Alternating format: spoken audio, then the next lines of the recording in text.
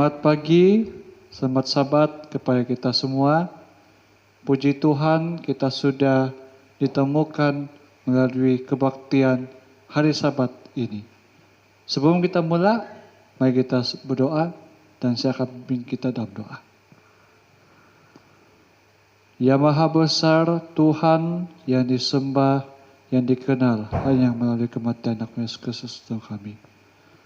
Terima kasih Tuhan atas berkat-Mu melalui hari Sabat ini, sehingga Tuhan telah menemukan kami untuk kami memuliakan nama Engkau dan memuji nama Engkau. Terima kasih Tuhan, bukan karena kami yang jadi, melainkan kehendak Tuhan yang jadi. Demi Yesus Kristus kami sambut berdoa. Amin.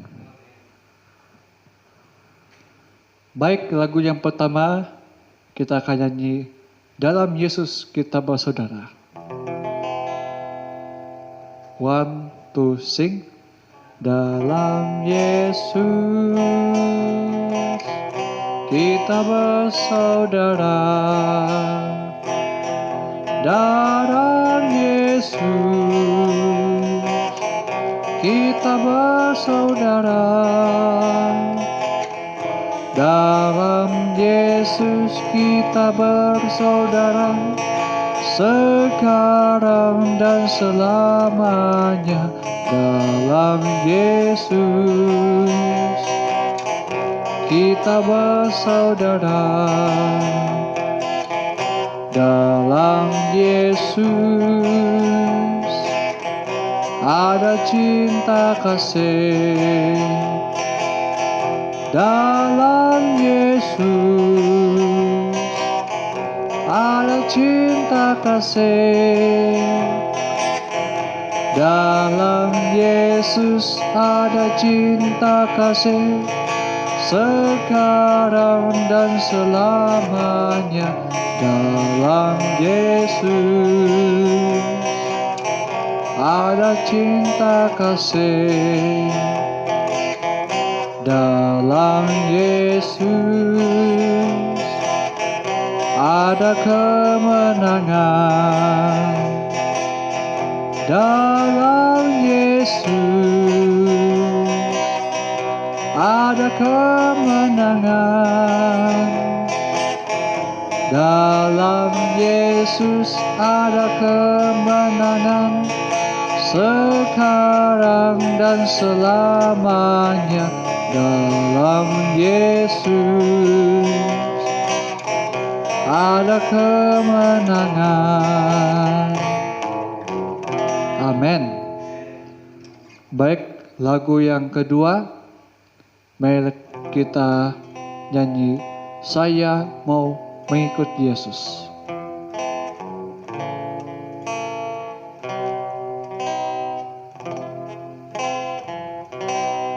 Saya mau mengikut Yesus.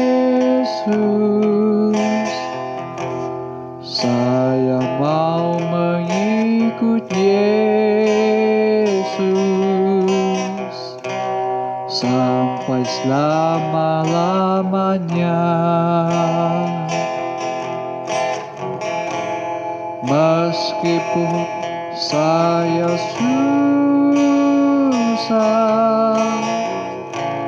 menderita dalam dunia,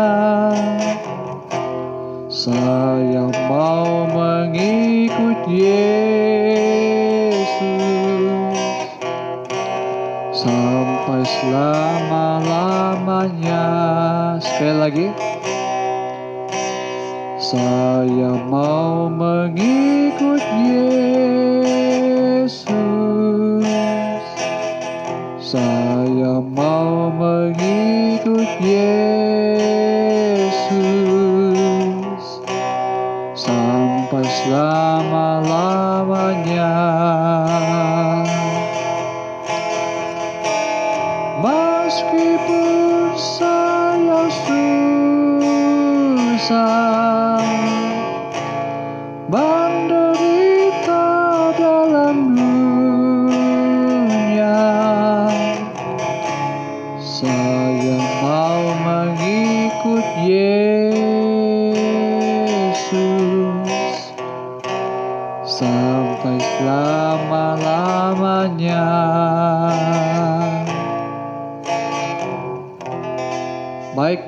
sebagai lagu pembuka kita, marilah kita nyanyi lagu Ku Siapkan Hatiku Tuhan.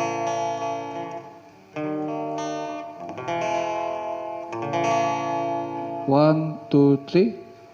Ku siapkan hatiku Tuhan untuk dengar firman-Mu saat ini,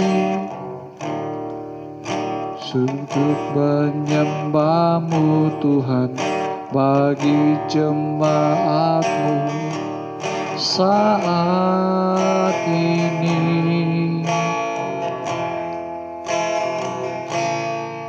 Curahkan urapan-Mu Tuhan bagi jemaat-Mu saat ini. Ku siapkan hatiku Tuhan untuk dengar firman-Mu.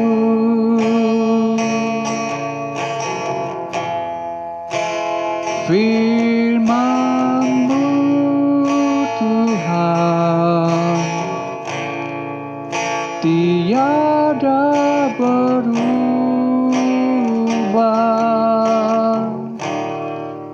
dahulu sekarang selama-lamanya takkan berubah. Firman-Mu Tuhan penolong hidupku.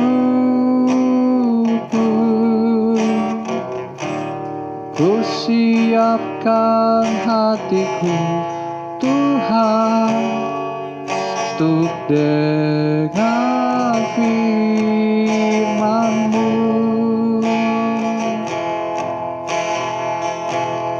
Ku siapkan hatiku Tuhan untuk dengar firman-Mu.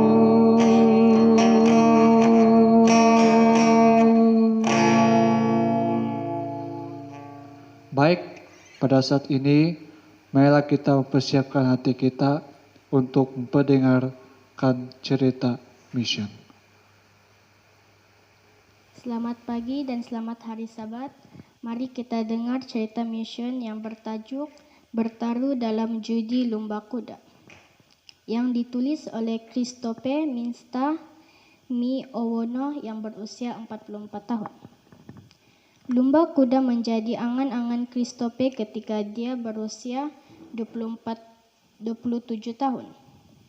Bapaknya, seorang guru matematik, telah tergila-gila dengan pertaruhan lumba kuda ketika belajar di sebuah universiti di Prancis. Apabila dia pulang ke rumah, dia mendapati bahawa lumba kuda menjadi hobi popular di Gabon. Namun tiada siapapun yang pergi ke trek perlumbaan untuk bertaruh. Sebaliknya, mereka ke tepi jalan di mana ada kios yang menayangkan secara langsung lumba kuda dari Prancis. Bapa membawa Christophe ke kios tersebut untuk bertaruh.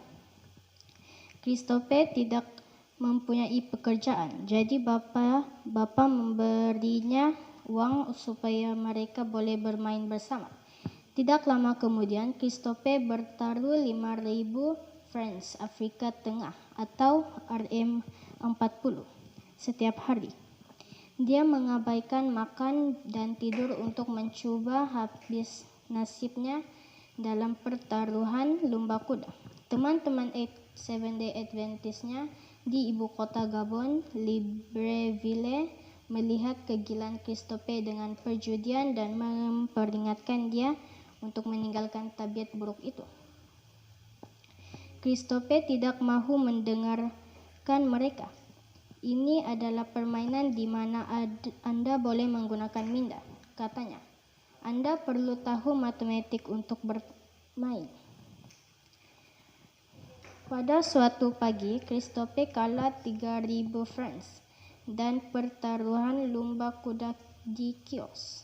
Kembali ke rumah, dia memeriksa semua borang pertaruhan dan menyadari bahwa dia gagal bertaruh pada kuda tersebut.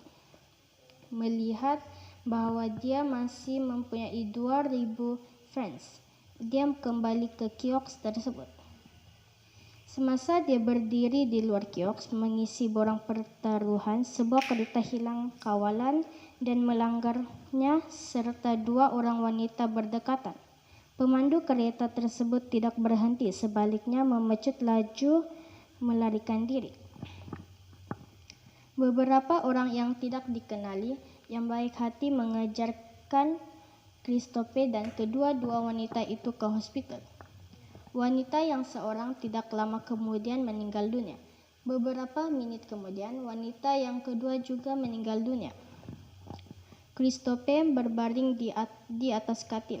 Kakinya lumpuh dan kemeja birunya berlumuran dengan darah. Takut dia mangsa ketiga akan mati. Dia mula berdoa. "Tuhan, saya faham," katanya. "Engkau telah beritahu saya berkali-kali untuk berhenti berjudi. Tetapi saya tidak mendengar. Sekarang saya akan dengar." Dia tidak ada cara untuk menghubungi keluarganya. Dia tidak dapat bergerak. Tanpa sebarang uang, dia tidak menerima rawatan perubatan di hospital selama 2 hari. Akhirnya dia berjalan mengheret diri turun dari katil dan merangkak ke jalan untuk menahan taksi. Dia menghabiskan 2.000 francs terakhir untuk tambang taksi pulang. Di rumah, seorang kakak juru rawat merawatnya. Dia berdoa untuk kesembuhan. "Tuhan, Engkau telah selamatkan aku dari maut," katanya. "Jika Engkau melindungi saya dan membantu saya berjalan semula, saya akan menyerahkan hidupku kepadamu dan berhenti berjudi." 3 minggu kemudian, dia dapat berjalan.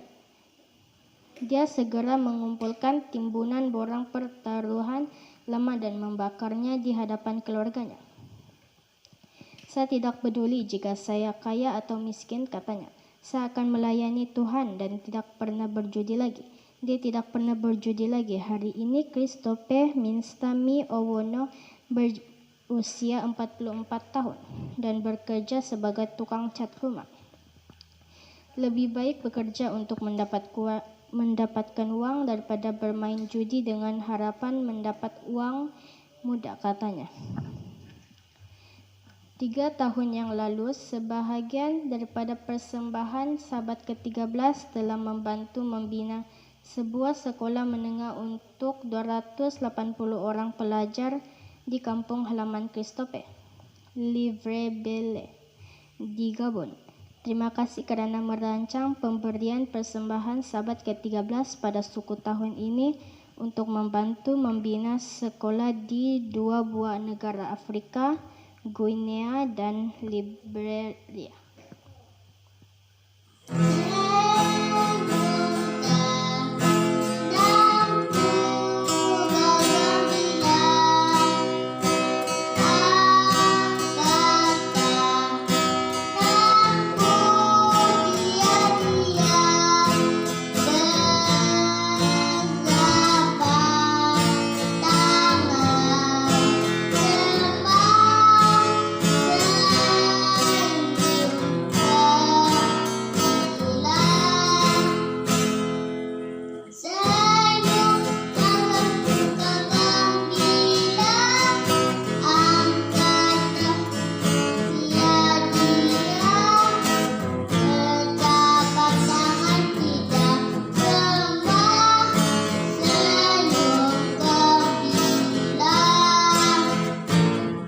Shalom dan selamat pagi, selamat hari Sabat kepada semua umat-umat Tuhan yang saya percaya ketika ini sedang berada di rumah dalam perbaktian bersama keluarga masing-masing.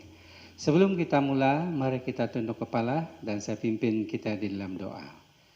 Bapa kami yang di surga, Tuhan semesta alam, langit dan bumi, Bapa Abraham, Ishak, Yakub dan Daud, Tuhan yang disembah oleh umat-umat yang percaya, Allah yang kami muliakan pada saat ini untuk selama-lamanya juga. Saat ini Tuhan, kami mengundang Engkau membantu sehingga pekabaran ini mudah difaham, bahkan juga supaya kami mampu untuk melakukan semuanya dalam kehidupan kami. Untuk kemuliaan Tuhan dalam menyatakan kasih Tuhan kepada mereka yang berada di sekeliling kami. Terima kasih mengampuni kelemahan dosa-dosa kami. Inilah doa kami dalam nama anak-Mu Tuhan Yesus Tuhan kami. Amin. Baik, terima kasih kepada lagu istimewa yang telah dinyanyikan. Kita percaya bahwa berkat Tuhan telah kita miliki pada saat ini. Baik umat-umat Tuhan, untuk khotbah kita pada pagi ini, saya ingin membawa perhatian kita kepada sebuah khotbah yang telah diberi tajuk bersabar dalam penderitaan. Apabila disebut tentang penderitaan, setiap masing-masing kita mempunyai pengalaman dalam menghadapi penderitaan. Apakah itu penderitaan penyakit, penderitaan apa sahaja yang lainnya, maka sudah pasti pengalaman itu membuatkan kita menjadi kadang-kadang jadi bingung. Kita tidak tahu apa yang perlu untuk dilakukan. Bahkan kadang-kadang mungkin kita mulai meragui kasih Tuhan kepada kita. Ini yang sudah berlaku di tempat yang lain. Sehingga apabila mereka menghadapi penderitaan, mereka mulai melakukan sesuatu yang tidak semestinya, yang tidak pantas, yang tidak wajar dilakukan oleh umat-umat Tuhan yang sudah percaya kepada Yesus Kristus. Walau bagaimanapun, saya percaya bahwa setiap pengalaman penderitaan yang saya dan saudara alami itu adalah sesuatu yang diizinkan oleh Tuhan dengan tujuan untuk membentuk kehidupan kita, sehingga kita menjadi anak Tuhan yang berhasil menghadapi semua itu dan nama Tuhan dimuliakan. Baik. Saya melihat di dalam Alkitab ada seorang yang mengalami penderitaan yang cukup hebat, yaitu Ayub. Nah, Ayub sebagaimana yang kita tahu bahwa dia telah mengalami sesuatu penderitaan yang mungkin belum ada di kalangan kita yang sudah mengalami penderitaan sebagaimana yang dialami oleh Ayub. Kita melihat ya, satu ketika Rasul Rasul Yakobus menulis surat kepada mereka yang dia coba layani satu ketika. Ya, Yakobus telah menyentuh tentang apa yang telah dialami oleh Ayub. Ya, dan dia mengambil cerita Ayub sebagai pengukuh, penguat kepada khotbah dia pada waktu itu. Di dalam Yakobus pasal 5 dan kita melihat ayat yang ke-7, ya, kemudian kita melihat ayat yang ke-8, kemudian kita langsung kepada ayat yang ke-9 dan bahkan ayat yang ke-10 dan juga ayat yang ke-11. Maka kita melihat di situ tulisan yang telah ditulis oleh Yakobus yang sedikit menyentuh tentang penderitaan dan juga pengalaman Ayub. Mari kita lihat apa yang ditulis oleh Yakobus dalam Yakobus pasal 5 dan kita perhatikan ayat yang 7, ayat yang ke-7. Dikatakan, karena itu saudara-saudara bersabarlah sampai kepada kedatangan Tuhan. Sesungguhnya petani menantikan hasil yang berharga dari tanahnya. Dan ia sabar sampai telah turun hujan musim gugur dan hujan musim semi. Kita melihat, ya, mengapakah setiap kali berkhutbah ataupun setiap kali mereka atau penulis ataupun rasul-rasul yang ada di Alkitab, seringkali mereka mengingatkan kepada umat-umat Tuhan pada waktu itu supaya bersabar. Ya, dan apakah tujuan? Mengapakah kita mesti bersabar? Ya, kalau kita lihat di dalam ayat yang ke-8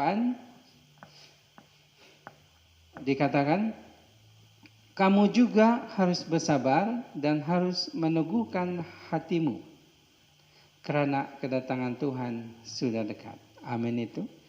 Mengapa dikatakan oleh Yakobus supaya kamu bersabar, ataupun dia mengingatkan kepada kita supaya kita bersabar, itu adalah karena apa yang telah tertulis di dalam ayat yang ke-8.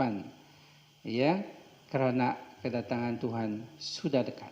Nah, mengingatkan kembali kedatangan Tuhan yang sudah dekat ini.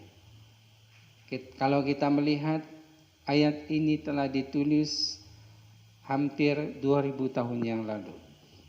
Yakobus telah menulis mengingatkan kepada kita bahwa kedatangan Tuhan sudah dekat. Tetapi sampai pada saat ini kedatangan Tuhan belum juga berlaku.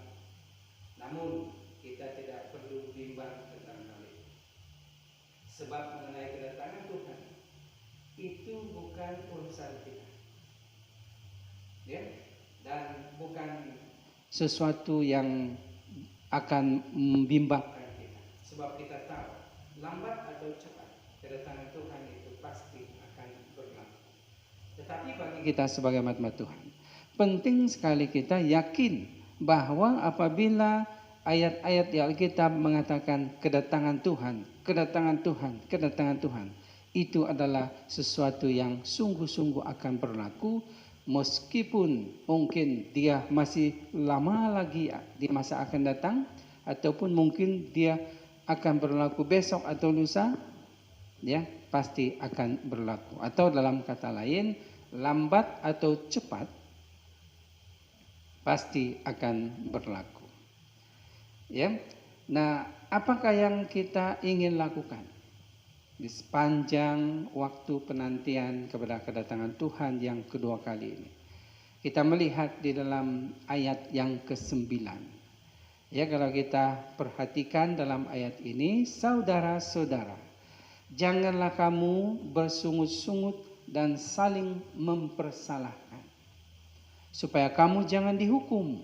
Sesungguhnya hakim telah berdiri di ambang pintu. Amin, kenyataan ini.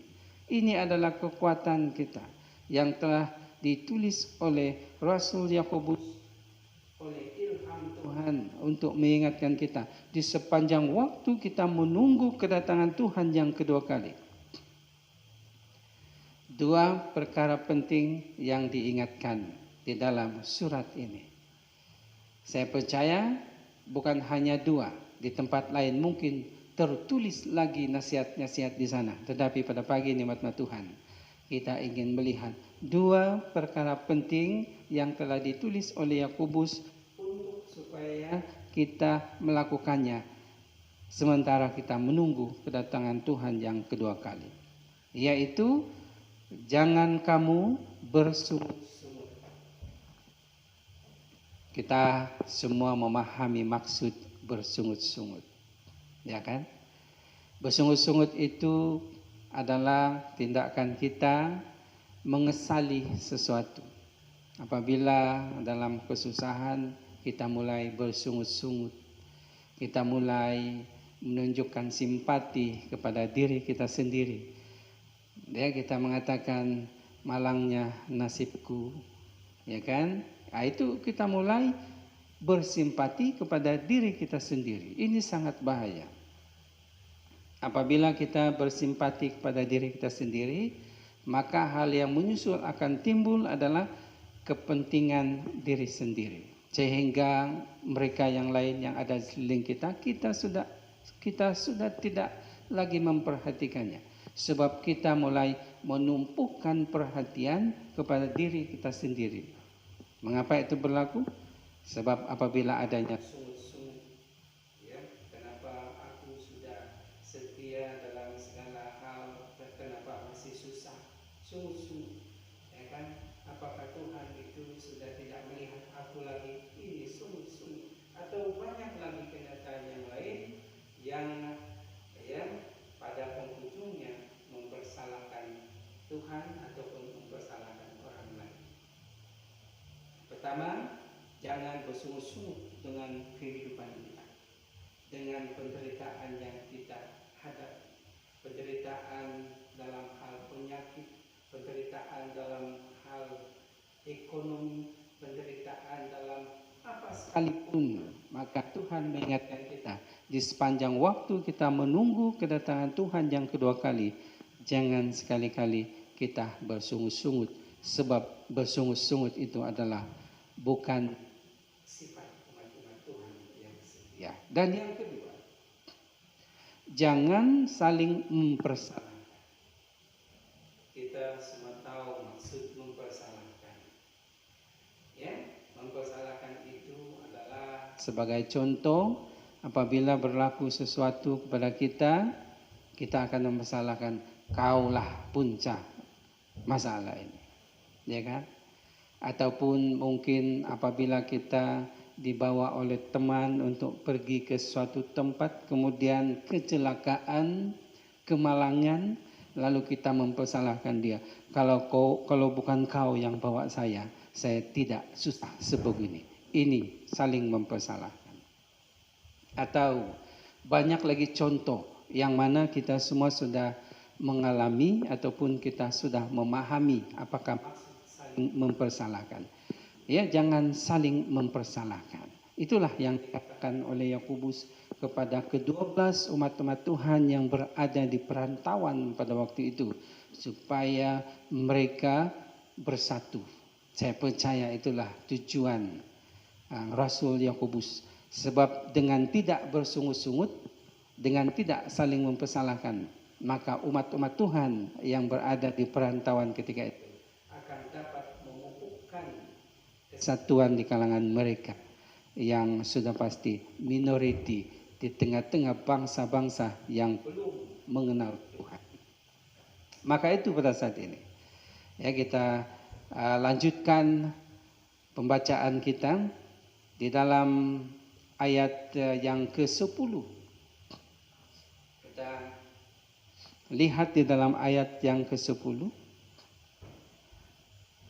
Saudara-saudara, turutilah tauladan penderitaan dan kesabaran para nabi yang telah berbicara demi nama Tuhan. Nah, apabila disebut para nabi, ya, di sepanjang sejarah umat-umat Tuhan, tidak ada nabi yang senang lenang hidupnya. Ya, malah kalau kita lihat nabi-nabi Tuhan diperlakukan dengan tidak adil. Bahkan mereka ditangkap, diseksa, bahkan dibunuh. Bahkan Tuhan Yesus sendiri pun ketika dia datang menjadi manusia untuk dapat mendekati manusia, juga diperlakukan dengan tidak adil dan diperlakukan dengan kejam, sehingga nyawanya telah berakhir sebagai manusia di kayu salib. Ini kita melihat. Jadi apabila disebut nabi dan turutilah teladan penderitaan mereka, maka kita sebagai umat-umat Tuhan semestinya kita sentiasa berusaha untuk bersabar dalam menghadapi penderitaan kita.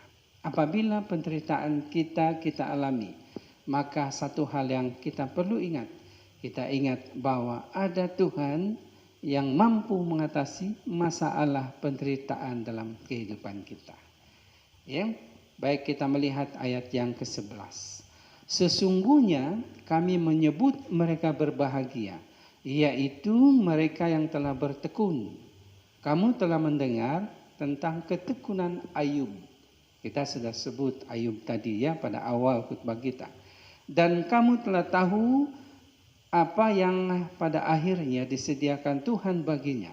Karena Tuhan Maha Penyayang dan penuh belas kasihan.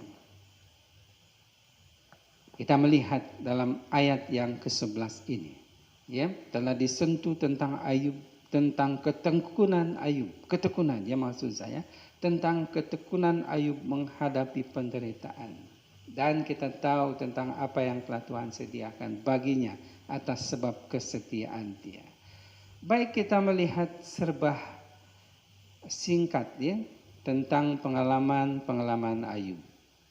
Di dalam Ayub pasal 1 ayat 1 sampai ayat yang ketiga dikatakan bahwa Ayub itu jujur, takut akan Tuhan.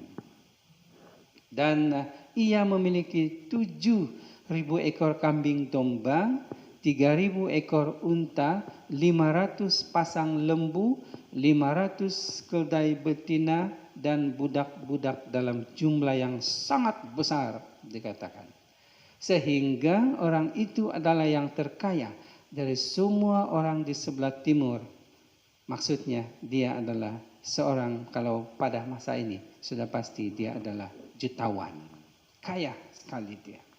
Kalau kita melihat apa yang dimiliki oleh Ayub ketika itu, memang kita boleh yakin bahwa dia cukup kaya. Mempunyai harta yang lumayan, yang sudah pasti ya dia tidak mampu menghabisinya.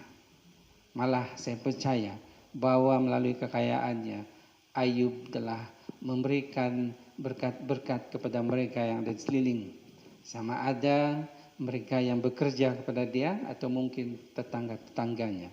Sebab itu Ayub sangat diberkati ya.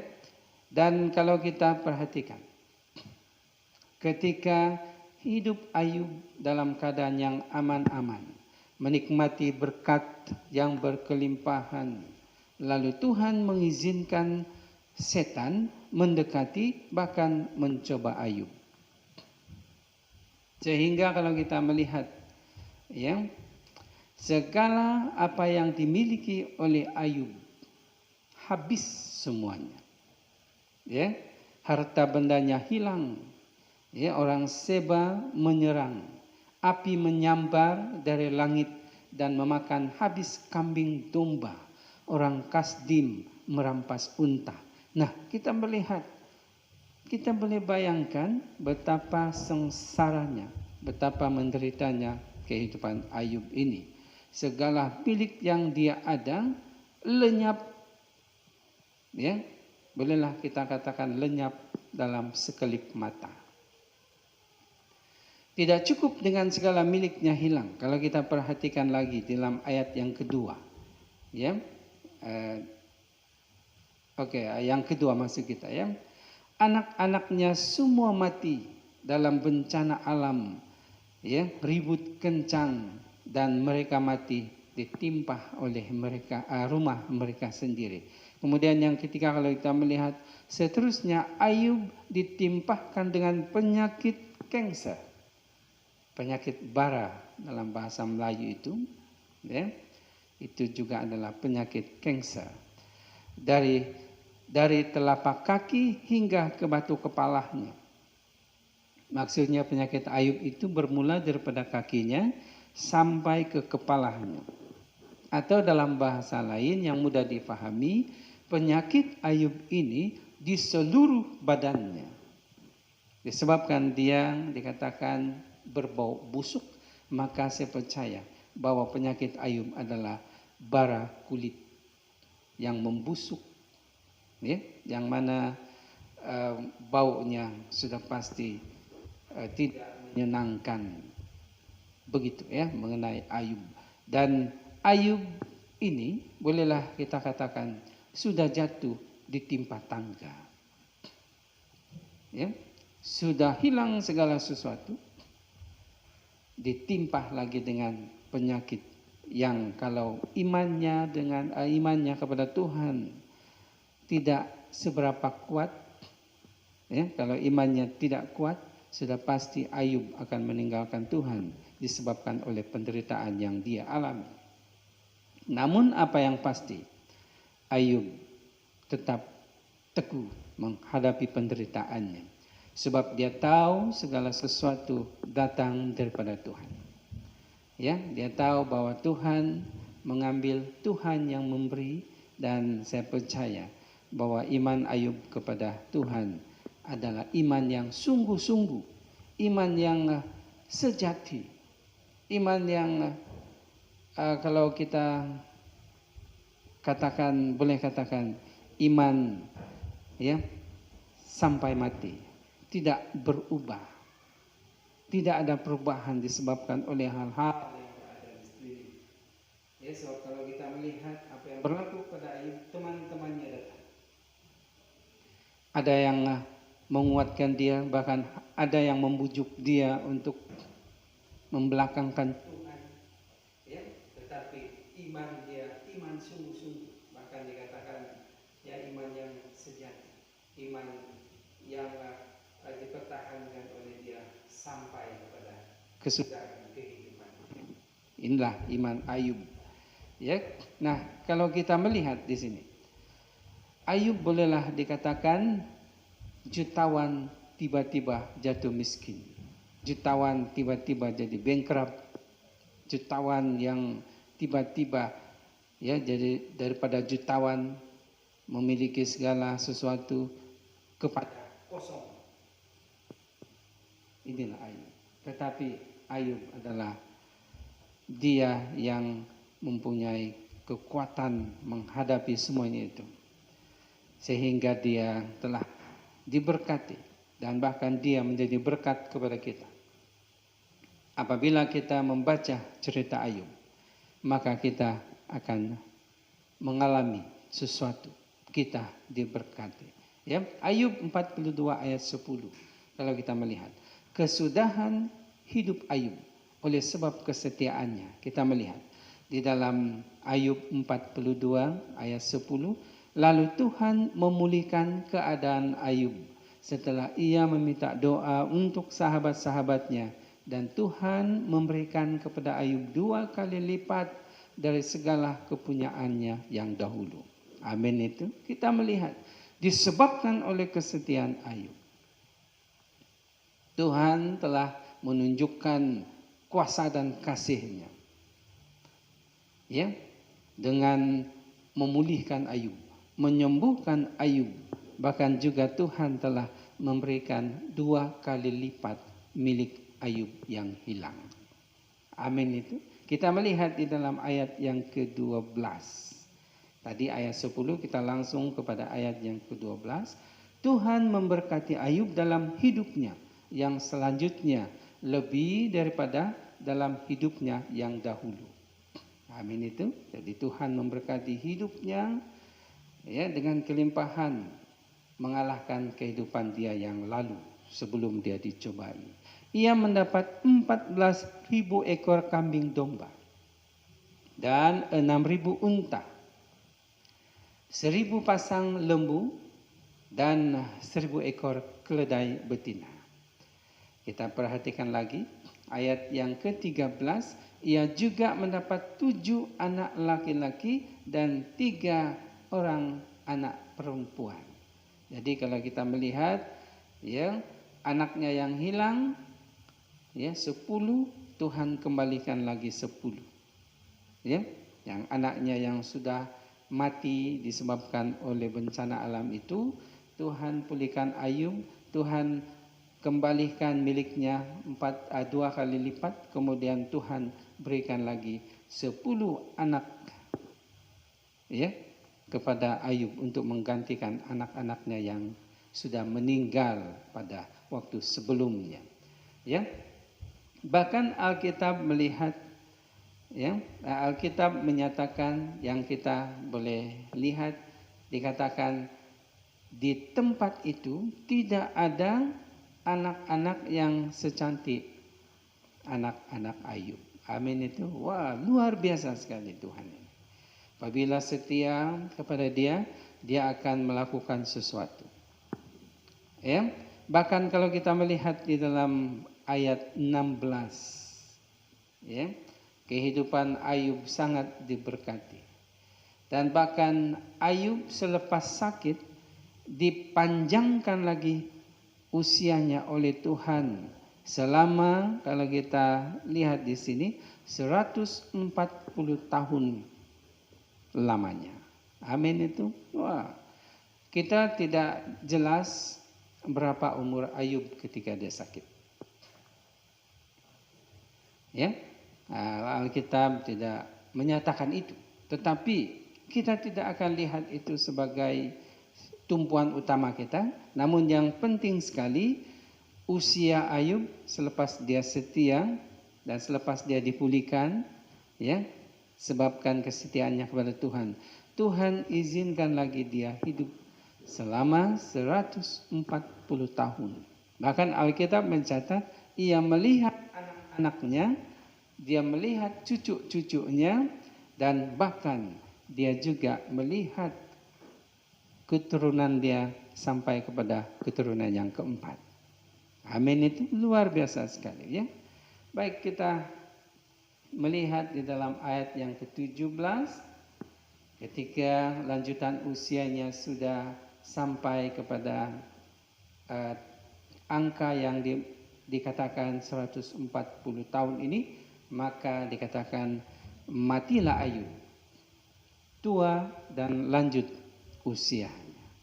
Kita melihat berkat kesetiaan Ayub telah menjadi berkat bagi kita, di mana melalui kesetiaannya kita juga melihat kesetiaan Ayub semestinya ada pada kita.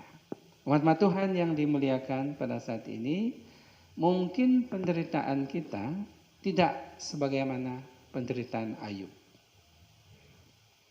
ya kan? Mungkin penderitaan kita itu jika dibanding dengan penderitaan Ayub, ya, contoh mungkin penderitaan Ayub itu sampai 10 anak tangga. Mungkin penderitaan saya dan penderitaan kita mungkin, ya, tangga yang pertama ataupun 1 anak tangga atau 2 anak tangga, 3 anak tangga, belum sampai kita kepada 10 anak tangga. Ayub yang cukup menderita, dia tetap setia kepada Tuhan. Bagaimana dengan kita pada saat ini? Apabila menghadapi penderitaan, apakah kita seperti Ayub tetap setia kepada Tuhan? Apabila kita sakit, apakah kita tetap setia kepada Tuhan? Apabila kita mengalami masalah ekonomi, apakah kita tetap setia kepada Tuhan? Atau apabila kita mengalami masalah-masalah lain, apakah kita sudah tetap setia kepada Tuhan? Saudara-saudara yang dimuliakan dalam nama Tuhan Yesus Kristus,